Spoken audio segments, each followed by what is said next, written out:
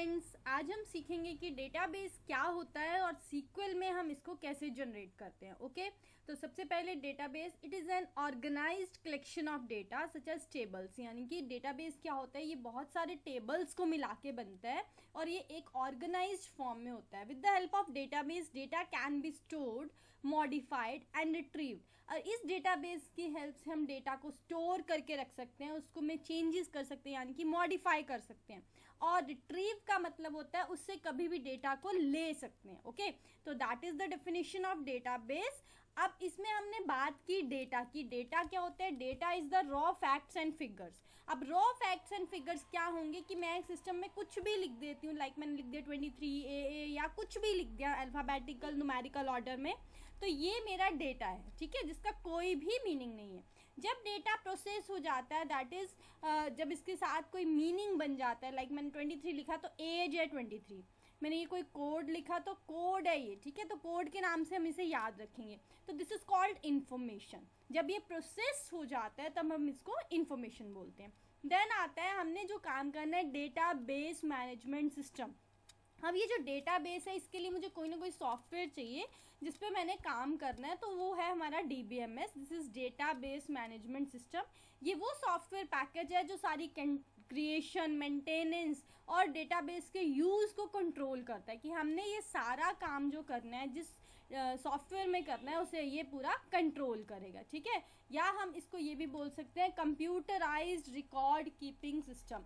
ये एक हमारा क्या है, कंप्यूटराइज्ड रिकॉर्ड कीपिंग सिस्टम। यानी कि हमने रिकॉर्ड तो रखा है, जैसे हम पहले फाइल्स का यूज़ करते थे, अब हम फाइल्स नहीं यूज़ करते, अब हम टेबल की फॉर्म में जो है इसमें रखते हैं।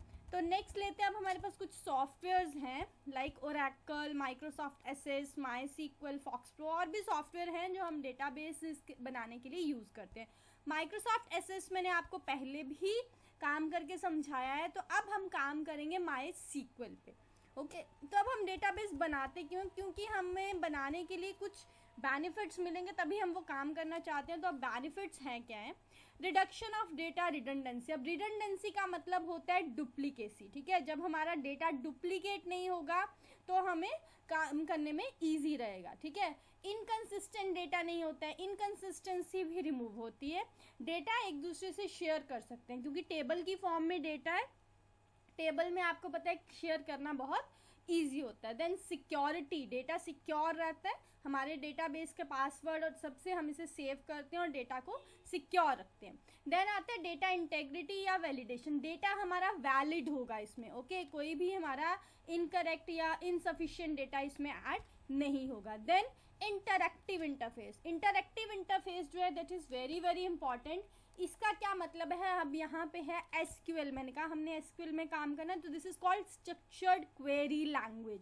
तो यहाँ पे हम क्वेरीज पूछेंगे और क्वेरीज की हेल्प से ही टेबल बनाएंगे, मॉडिफाई करेंगे और डेटा को रिट्रीव करेंगे। ओके, तो मैं एक आपको सिंपल सा टेबल दिखाती हूँ। देखिए ये टेबल है, आप देख रहे होंगे कि इसमें मैंने क्या किया है, कुछ भी नहीं डाला है, जस्ट मैंने एक टेबल का फॉर्मेट सा बनाया है, ठीक है। अब इसमें मैंने कुछ क्यों नहीं डाला है, इसका रीज़न है क्योंकि this is called table structure. जब मेरे पास ये बन जाता है email ID, employee name, salary और ईमेल, ये एक एम्प्लॉय टेबल है जिसमें मैंने एम्प्लॉय की आईडी रखी है, एम्प्लॉय का नाम, सैलरी और उसकी ईमेल एड्रेस। अब ये मैं ऐड करूँगी, पर ये इतना सा बनाने के लिए मैं एक कमांड यूज़ करूँगी, वो हम आगे पढ़ेंगे। तो इस चीज़ को हम बोलेंगे टेबल की स्ट्रक्चर। यहाँ पे गलती करते हैं सभी, जो टेबल की स्ट्रक्चर होती है और जो एक्चुअल टेबल होता है उसमें बहुत डिफरेंस होता है। ये मेरी सिर्फ टेबल की स्ट्रक्चर है, अब जब मैं इसमें डेटा ऐड कर दूंगी तो वो मेरा एक्चुअल टेबल बन जाएगा। ओके, तो यहाँ पे जब मैं सिर्फ इसी चीज़ की बात करूँगी तो दिस इज़ कॉल्ड रो, या हम इसको बोलते हैं किसी भी एम्प्लॉय का रिकॉर्ड, ठीक है, किसी भी एक पर्सन का रिकॉर्ड। स्टूडेंट है तो स्टूडेंट का रिकॉर्ड, एम्प्लॉय है तो एम्प्लॉय का रिकॉर्ड, कोई भी पर्सन जिससे रिलेटेड हमने डेटाबेस बनाया है ये उसका रिकॉर्ड रखेगा। एंड देन आता है फील्ड। फील्ड क्या करेगा, उसका एक ही चीज़ का रिकॉर्ड रखेगा, यानी कि कॉलम। कॉलम और फील्ड जो है वो एक ही तरह के होते हैं, ठीक है, इनका डिफरेंट नेम है फील्ड एंड कॉलम, ठीक है। तो ये क्या करेगा, ये हमारा एक कोई चीज़ को शो करेगा, दिस इज कॉल्ड फील्ड और कॉलम। अब मैं आपको थोड़ा सा बताऊंगी सीक्वल में हम जो डेटाबेस है वो बनाते कैसे हैं, ठीक है। तो मैं अभी आपको बताती हूँ सबसे पहले मेरे को क्या करना है, सबसे पहले मेरे को क्या करना है, ओपन करना है अपना क्लाइंट। तो क्लाइंट ओपन करने के लिए मुझे क्या करना है, स्टार्ट बटन पे जाना है। स्टार्ट बटन पे जाने के बाद कमांड लाइन क्लाइंट ओपन किया। ओपन करते ही मेरे पास पासवर्ड मांगेगा। ये मेरा रूट पासवर्ड होता है, जो जब मैंने इसको डाउनलोड किया था और इसको इंस्टॉल किया था तो मैंने पासवर्ड रखा था। जो भी आपने पासवर्ड रखा है वो आपको याद रखना है। जैसे ही आप पासवर्ड करेक्ट डालेंगे तो इस टाइप का आ जाएगा, ठीक है। अब हमने क्या करना है, हमारा काम है कि हमने डेटाबेस बनाने। तो सबसे पहले हम देखेंगे कि यहाँ पे कौन सा डेटाबेस बना है। तो इसके लिए कमांड होती है शो डेटाबेसेस एंड सेमीकोलन। ये ध्यान रखना है, शो डेटाबेसेस एंड सेमीकोलन। जैसे ही एंटर करेंगे हमारे पास ये देखिए, ये ऑलरेडी जो है डेटाबेसेस बने हुए हैं। तो यहाँ पे आ गया 5 रोज इन सेट, तो 5 डेटाबेसेस ऑलरेडी मेरे इसमें क्रिएट है। अब मेरे को क्या करना है, मेरे को तो अपना नया डेटाबेस बनाना, और मेरे डेटाबेस का नाम है एम्प्लॉय, ठीक है।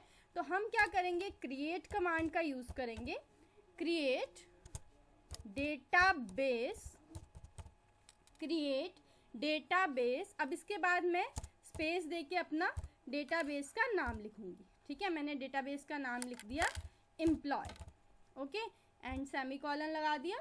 जैसे ही मैं एंटर करूंगी, इसने क्या बोला, क्वेरी ओके 1 रो अफेक्टेड, यानी कि मेरा जो डेटाबेस है वो क्रिएट हो गया। अब मुझे देखना है कि ये वाला मेरा डेटाबेस क्रिएट हुआ है कि नहीं, तो मैं फिर से करूंगी show databases, okay, and semicolon. जैसे ही एंटर किया आप देखिए यहाँ पे मेरा एम्प्लॉय डेटाबेस आ गया जो पहले नहीं था, ठीक है। यहाँ पे मेरा एम्प्लॉय डेटाबेस आ गया जो मेरा पहले अवेलेबल डेटाबेसेस में नहीं था। तो ये मेरा बन गया नया डेटाबेस, ओके। देन हम जब हमने ये कर लिया, अब हमारा डेटाबेस बन तो गया, अब मेरे को इसको यूज़ करना है। तो यूज़ करने की कमांड भी यूज़ ही है। तो यूज़ मैंने कौन सा डेटाबेस यूज़ करना है, एम्प्लॉय। अगर आप ऐसे नहीं करते हैं तो आप बाय डिफ़ॉल्ट जो डेटाबेस होगा लाइक MySQL, उसी में के अंदर ही काम करते रहेंगे। जैसे ही मैंने इतना किया तो आ गया डेटाबेस चेंज, ठीक है। तो मैं फिर से बताती हूँ, आप ये ध्यान से रखना। सबसे पहली कमांड हमने लगाई शो डेटाबेसेस। शो डेटाबेसेस के बाद जो भी डेटाबेसेस थे वो आ गए, बट हमें अपना डेटाबेस क्रिएट करना है, तो क्रिएट कमांड का यूज़ करेंगे, डेटाबेस एंड देन डेटाबेस का नाम। ये ध्यान रखना, डेटाबेस वर्ड भी लिखना है और डेटाबेस का नाम, फिर सेमीकोलन लगाएंगे। सेमीकोलन लगाने के बाद आपको फिर से शो डेटाबेसेस करने हैं। ये इसलिए करने हैं कि चेक करना है मेरा डेटाबेस इसमें ऐड हुआ या नहीं। जब मेरा डेटाबेस ऐड हो गया तो हमने क्या करना है, हमने यूज़ करना है उस डेटाबेस को। तो यूज़ डेटाबेस का नाम। अब हमने डेटाबेस नहीं लिखना है, जस्ट डेटाबेस का नाम और सेमीकोलन। तो जब आपके पास आ गया डेटाबेस चेंज, तब आपका जो डेटाबेस है वो ये वाला बनना शुरू हो जाएगा, ठीक है। अभी आप इतना ही सीखिए।